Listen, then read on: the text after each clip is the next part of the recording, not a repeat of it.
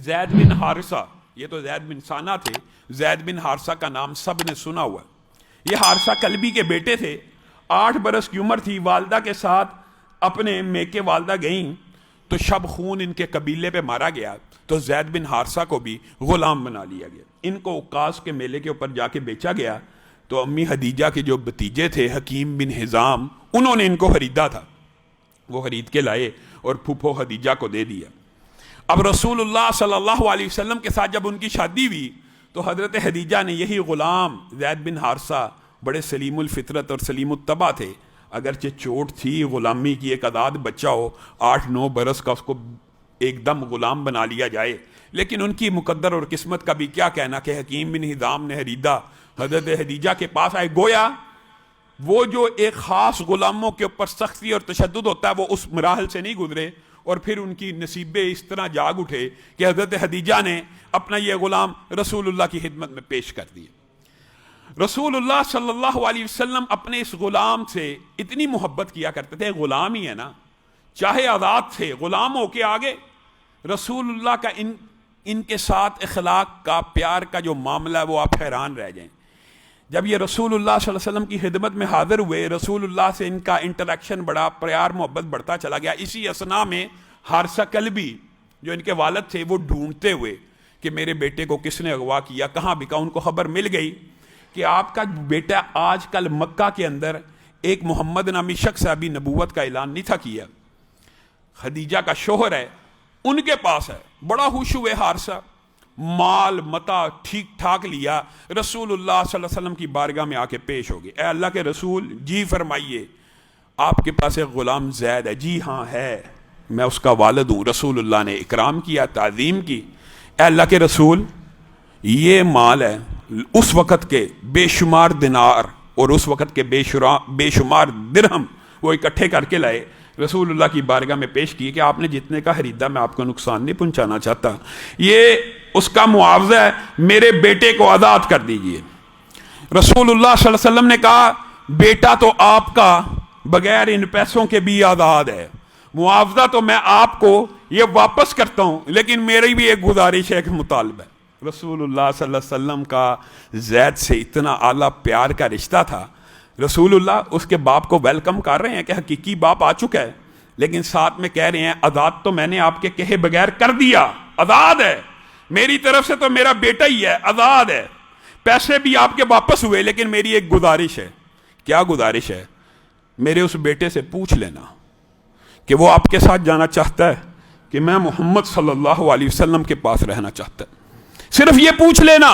باپ نے کہا اس سے عمدہ عدل اور انصاف کی کیا بات ہو سکتی ہے کہ اس کو آپ نے آزاد بھی کیا اور یہ آپشن بھی دے دی کہ میرے ساتھ جانا چاہتا ہے یا آپ کے ساتھ رہنا چاہتا ہے۔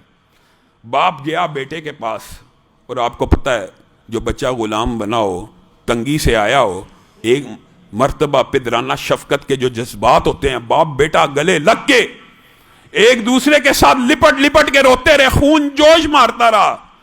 چل زید، اللہ نے تجھے آزاد کروا دیا، اب ہم اپنے گھر چلتے ہیں۔ کہاں گھر؟ کون سے گھر؟ زید نے کہا کون سے گھر؟ اب تجھے آزاد کر دیا گیا ہے، میں محمد صلی اللہ علیہ وسلم سے پوچھ آیا ہوں، انہوں نے کہہ دیا ہے اگر زید کہے گا تو اس کو لے جانا۔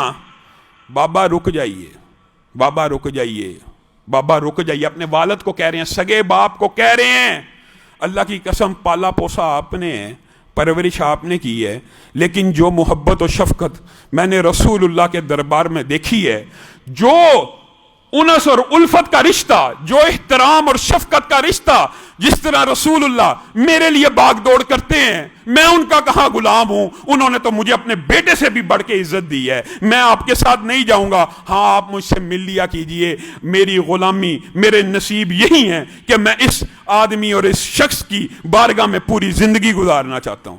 رسول اللہ کو اطلاع مل گئی کہ زید کے یہ الفاظ رسول اللہ کے کانوں سے ٹکرائے، رسول اللہ کی آنکھوں میں آنسو اتر آئے اور بھاگتے ہوئے باہر آئے، زید کا ہاتھ پکڑا، خانہ کعبہ کے اندر بیت اللہ کے سامنے کھڑے ہو کے کہنے لگے اللہ آج کے بعد زید کسی کا غلام کا نہیں بلکہ میں محمد صلی اللہ علیہ وسلم کا بیٹا ہے. لوگوں نے زید بن محمد کہنا شروع کر دیا. یہ وہ اعلان تھا خانہ کعبہ بیت اللہ کے اندر کھڑے ہو کے اللہ کو گواہ بنا کے رسول اللہ انہیں اپنا بیٹا کہہ رہے ہیں. تو پھر کیا ہوا؟ لوگوں نے زید بن حارثہ کی بجائے زید بن محمد کہنا شروع کر دیا. یہ ہے محبت الفت. حتیٰ کہ قرآن کی آیتیں نازل ہو گئیں جب نبوت آ گئی کہ آپ نے اس کو زید بن محمد نہیں کہنا زید بن حارثہ ہے. چاہے آپ کا منہ بولا بیٹا ہے, ان کو ان کے باپوں کے ناموں کے ساتھ پکارا جائے. بتائیے دنیا کے اندر کون سا ایسا ہلاک ہے کہ سگا باپ لینے آئے بیٹا کہ میں نے باپ کے پاس نہیں جانا, اپنے استاد کے پاس رہنا ہے. یہ وہ اخلاق محمدیہ ہمارے معاشرے میں کہاں ہے؟ میرا اور آپ کا محبت کا کیا رشتہ ہے؟ کیا ہم آپس میں ایک دوسرے کے ساتھ اس طرح قوت محمدی میں پروئے ہوئے ہیں؟ نہیں ہیں.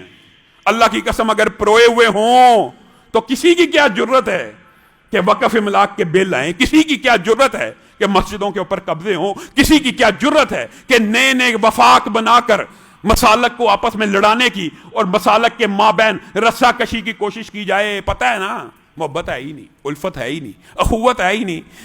نام کہ ہم مسلمان ہیں. وہ دور وہ تھا کہ جس میں اخوت محمدیہ اور اخلاق نبوی نے ایسی عمدہ مثالیں قائم کی کہ بس کلمہ گو ہے میرے سگے بھائی سے بھی زیادہ قیمتی ہے. میں اور آپ اگر اس طرح کا معاشرہ نہیں بنائیں گے تو ہم فیل ہو جائیں گے. ہم اس دنیا کے اندر ظالم اور جابر, آپ کو پتا کیسے کیسے بل اور کیسے کیسے نظام آ رہے ہیں, ہم نہیں مقابلہ کر سکیں گے. اسلام اس چیز کا نام ہے. اسلام حقیقت میں بھی جو آج آپ کو باتیں بری لگتی ہیں نا, مغربی یلغار اور پروپیگنڈے کی وجہ سے چبے کانٹا جو کابل میں, تو ہندوستان کا ہر پیرو جمع بیتاب ہو جائے. اسلام اسی چیز کا نام ہے کہ اگر کابل کا مسلمان ہو, چاہے لیبیا کا مسلمان ہو, چاہے عراق کا ہو, یہ باتیں آج بڑی عجیب لگتی ہیں. یہ نیشنلزم ہونا چاہیے. وطن کا مسلمان بس بھائی ہے, باقی مسلمان بھائی بھی نہیں ہے. یہ